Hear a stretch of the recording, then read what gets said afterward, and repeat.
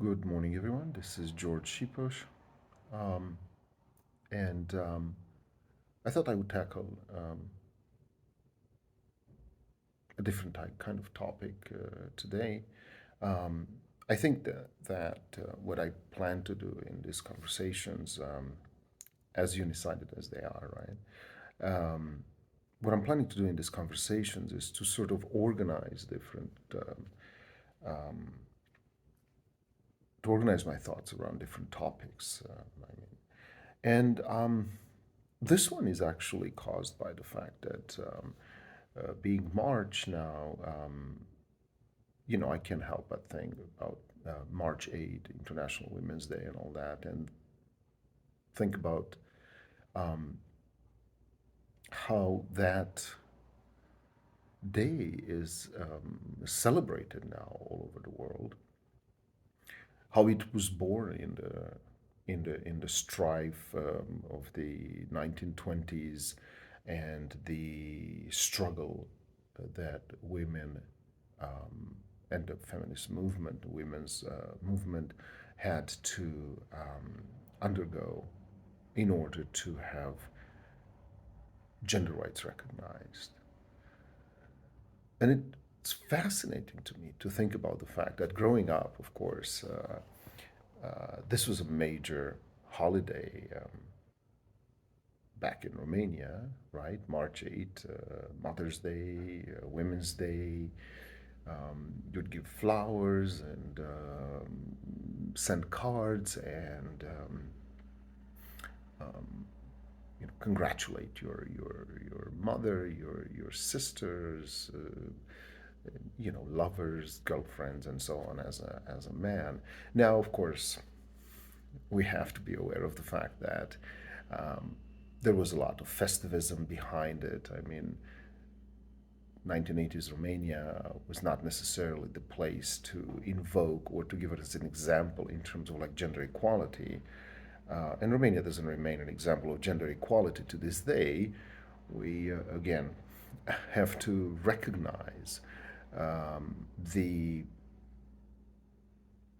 relative hypocrisy behind the festivism and so on and so forth.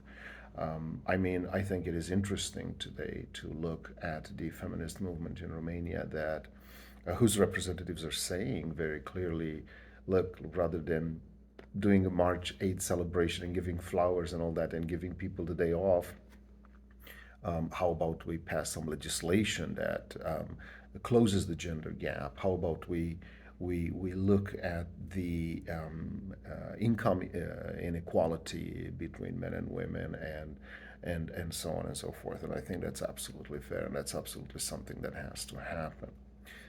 On the other hand, in the United States, March 8th virtually is inexistent, right?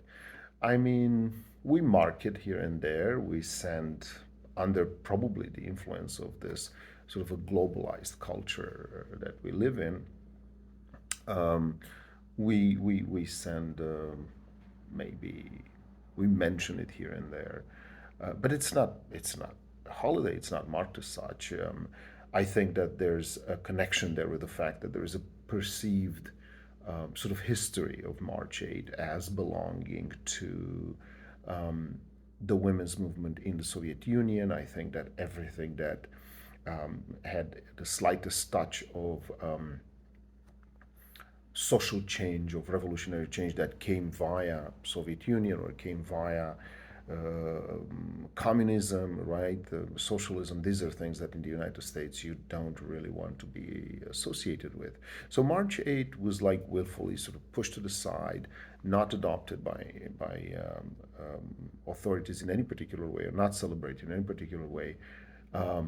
In America, I mean, there is a Mother's Day, right? And I personally, as an immigrant, I'm not really quite attached to that. I think it's in May, I believe. But March 8 doesn't mean anything. And I think it's fascinating to think about that, especially if you think from the perspective of motherhood. I mean, motherhood is a very complicated issue in the United States, right? Um,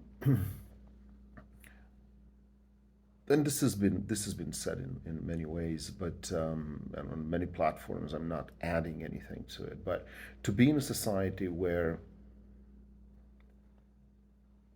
you don't really have any paid leave for maternity, that there's no paid maternity leave. Basically, you kind of have to sneak around and figure things out on your own. But in the same time, mothers are honored and revered as these um, sort of jugglers of um, a strange patriotic um, duty to to bring children into the world, to contribute to the society in that way. There is a certain martial military sentiment behind that too, which often reminds me of the Soviet um, heroine mothers and so on. That concept of the mother giving birth to children and giving birth to soldiers that are supposed um, to defend the fatherland, to defend the fatherland and to fight for the fatherland and so on. So it's a very similar sort of discourse here. On the other hand, what you see also, and I remember this, I was very puzzled by this um, motherhood image that I encountered just, I think, a couple of years ago or so. There was an ad running with some businesswomen um, who were CEOs and so on and so forth. And then they used the ad filming their own children and showing themselves as mothers and saying, look, we're mothers and we're businesswomen and we are very invested in that image of ourselves and in what we do as such.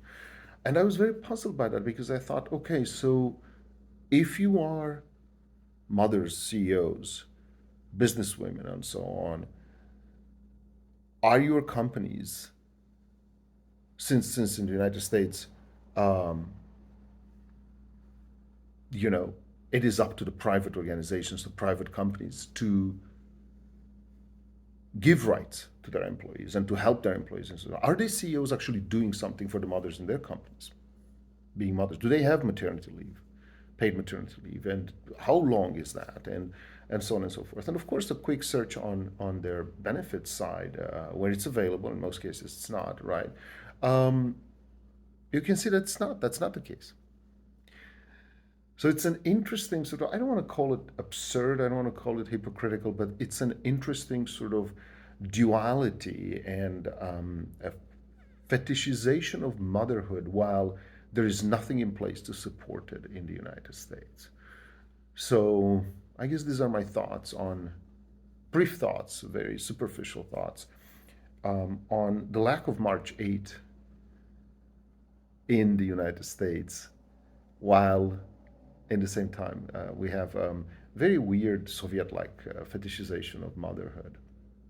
Thank you. This has been George Shiposh. Goodbye.